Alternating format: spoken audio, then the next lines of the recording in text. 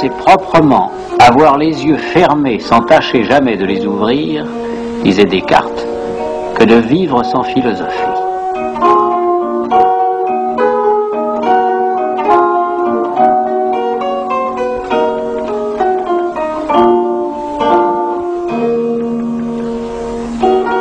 Il y a une vie de la philosophie hors de la classe, une cité des philosophes qui l'englobe et la nourrit.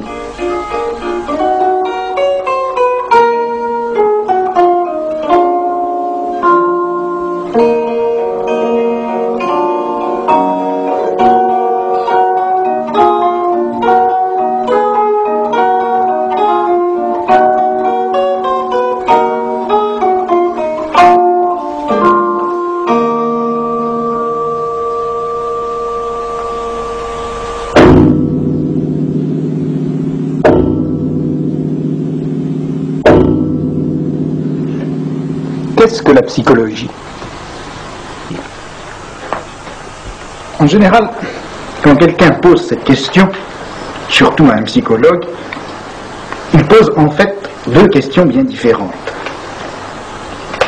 D'abord, il pose la question de quoi s'occupe la psychologie.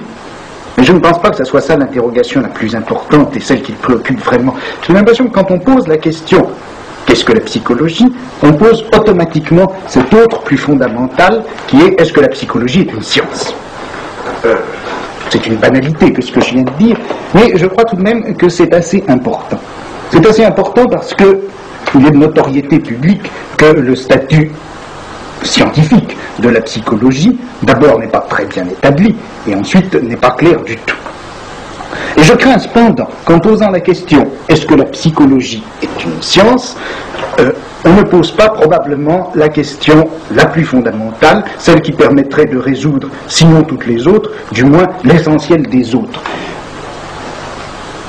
J'aimerais qu'on interroge la psychologie, non pas tellement sur la forme d'objectivité qu'elle peut atteindre, la forme de scientificité dont elle est capable, mais j'aimerais qu'on interroge la psychologie comme on interrogerait n'importe quelle autre forme culturelle.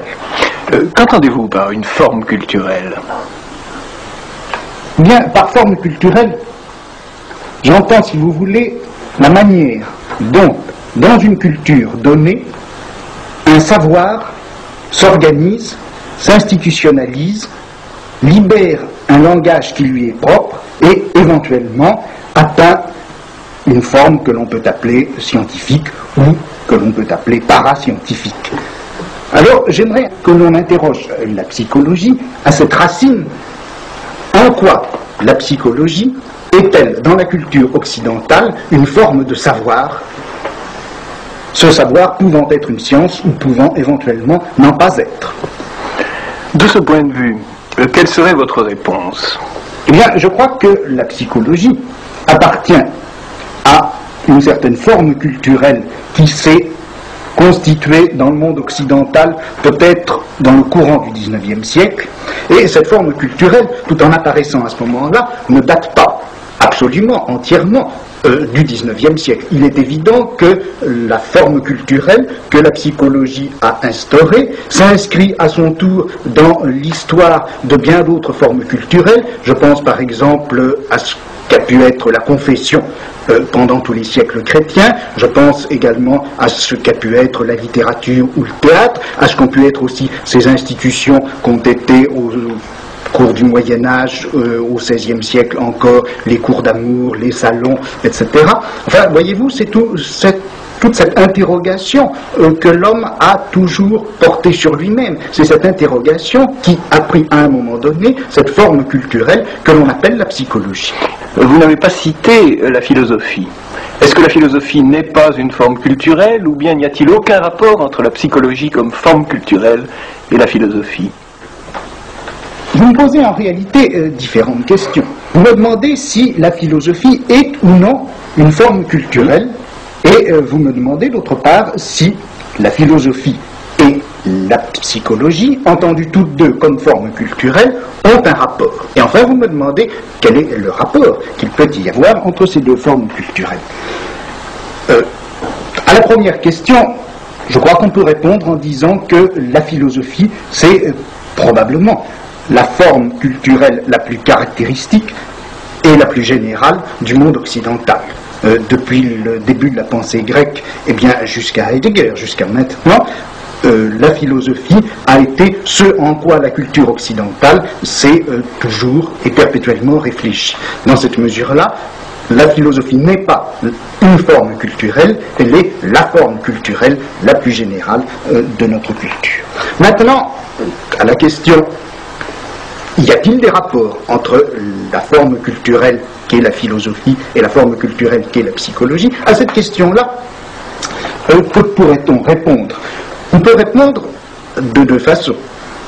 On peut répondre que la psychologie n'a fait en quelque sorte que reprendre dans un style enfin positif et enfin scientifique toute une série de questions qui avaient monté, qui avaient animé la philosophie au cours des siècles précédents, et que la psychologie, en traitant enfin de la conduite et du comportement, n'a pas fait autre chose que de démystifier d'une part et rendre positif de l'autre des notions comme celle d'âme par exemple, ou comme celle de pensée, etc.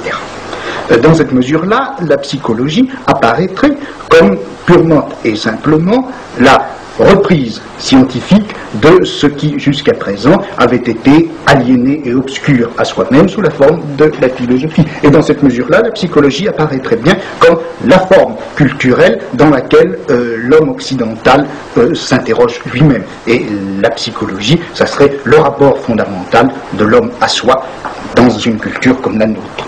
Maintenant, il y a une autre réponse. Il y a une autre réponse possible, et c'est cette autre réponse, bien sûr, que je préfère. Ça consisterait à dire que la philosophie étant la forme culturelle la plus universelle dans laquelle l'Occident s'est réfléchi, il s'est produit à un moment donné, dans cette forme culturelle et dans cette interrogation qu'elle autorisait, il s'est produit un événement assez fondamental qui date probablement du début du XIXe siècle, peut-être déjà de la fin du XVIIIe. Cet événement, ça a été l'apparition de ce qu'on pourrait appeler une réflexion de style anthropologique, c'est-à-dire qu'est apparue à ce moment-là, pour la première fois, cette interrogation que Kant a formulée dans sa logique, l'interrogation « qu'est-ce que l'homme ?» Mais tout de même, avant Kant, il existe des traités intitulés « Traités de la nature humaine ». Il existe une réflexion sur l'homme. Oui, mais je crois que la réflexion sur l'homme, au XVIIe et au XVIIIe siècle, tous ces traités sur la nature humaine, tous ces traités de l'homme, ne faisaient en réalité que déployer une réflexion de second ordre par rapport à la réflexion philosophique. C'est-à-dire que le problème de la philosophie était, au moins depuis l'époque chrétienne, une réflexion sur l'infini. L'homme ne suscitait de questions que par rapport à cette philosophie de l'infini, c'est-à-dire qu'on se demandait à quelles conditions et comment il pouvait se faire que des êtres finis puissent d'une part avoir une connaissance vraie, c'est-à-dire une connaissance de l'infini, et pourtant être renvoyés perpétuellement à leur finitude de fait par des choses comme l'erreur, comme le rêve, comme l'imagination, etc. Dans cette mesure-là, la question « qu'est-ce que l'homme » n'était pas, je crois, la question fondamentale de la philosophie. Et puis avec Kant, il y a un renversement de perspective. Avec Kant, il y a un renversement de perspective, c'est-à-dire que pour la première fois, la philosophie s'interroge primitivement sur la finitude. C'est à partir de la finitude que l'interrogation philosophique va se déployer. Il est d'ailleurs caractéristique que, quelque temps déjà auparavant, bien sûr, la pensée de l'infini avait émigré du côté des mathématiques. Tout de même, la critique de la raison pure n'est pas une anthropologie. Oui, mais je vous répondrai par le texte de Kant dans la logique. Vous savez, lorsque Kant dit que les trois questions, que puis-je connaître, que dois-je faire, que m'est-il permis d'espérer, se rapportent toutes les trois à une quatrième question, Vastis Dermens, la question « qu'est-ce que l'homme ?» et dont il dit qu'elle est à la fois la question de l'anthropologie et la question la plus générale de la philosophie. Et dans cette mesure-là, je crois que Kant est bien, sinon le fondateur, du moins le découvreur de ce nouveau champ philosophique qu'est l'anthropologie, champ philosophique qui est arrivé, je crois, au XIXe siècle, et par l'intermédiaire de la dialectique de Hegel, de Marx, à recouvrir le domaine qui était traditionnellement celui de la philosophie.